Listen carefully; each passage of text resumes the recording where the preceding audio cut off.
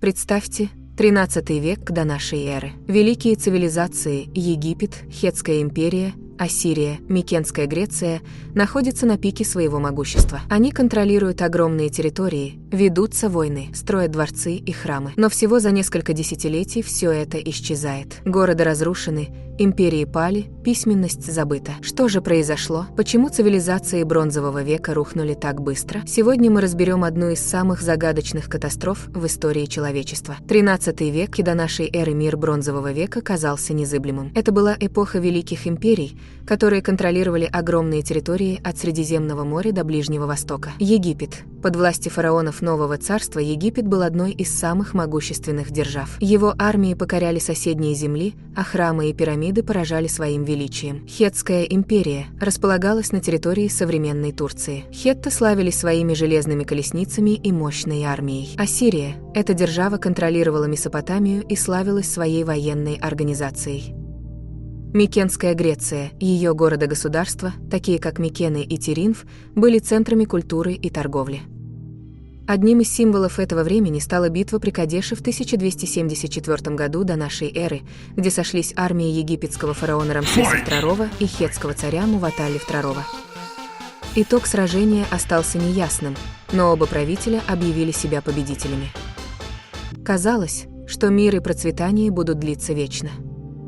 Однако в 1206 году до нашей эры все изменилось. Началось нашествие так называемых народов моря, загадочных племен, которые обрушились на цивилизации Бронзового века.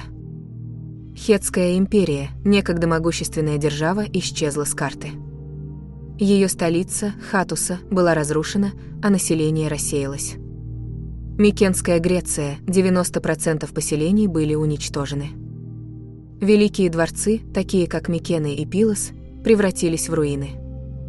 Троя, легендарный город, воспетый Гомером, был сожжен дотла. Египет, хоть и выстоял, потерял целую династию правителей. Египетские хроники донесли до нас свидетельства о народах моря, грозных пришельцах, которые сеяли разрушение. Письменность исчезла, и ее пришлось создавать заново.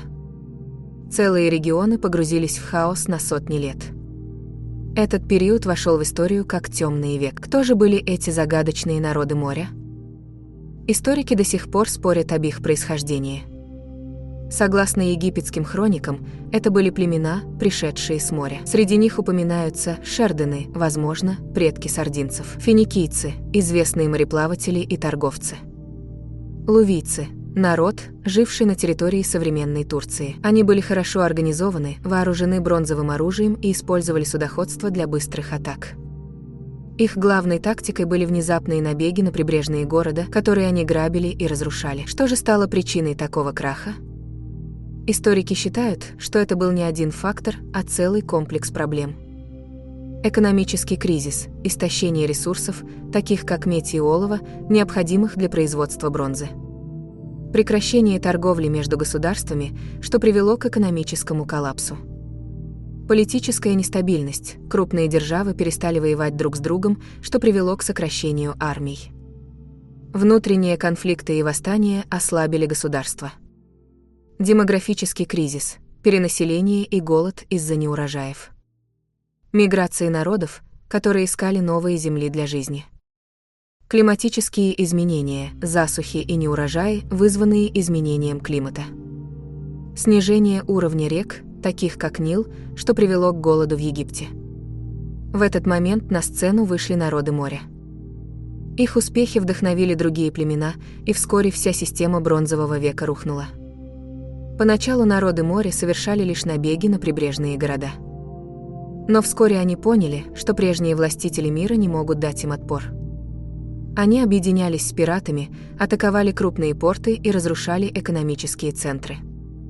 Их главным преимуществом была отчаянная мотивация. Потерявшие все племена видели в грабежах единственный шанс на выживание. Хотя они использовали бронзовое оружие, их тактика и скорость атак делали их непобедимыми. Цивилизации Бронзового века, привыкшие к размеренным войнам, не смогли противостоять этому хаосу.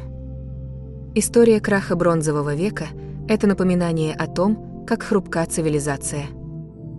Даже самые могущественные империи могут исчезнуть за считанные годы. Экономическая стабильность, истощение ресурсов и прекращение торговли могут привести к коллапсу.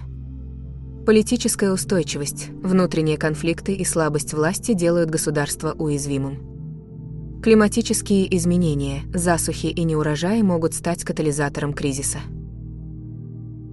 Друзья, если вам нравятся древние артефакты и античная история, прошу вас подписаться на наш телеграм-канал.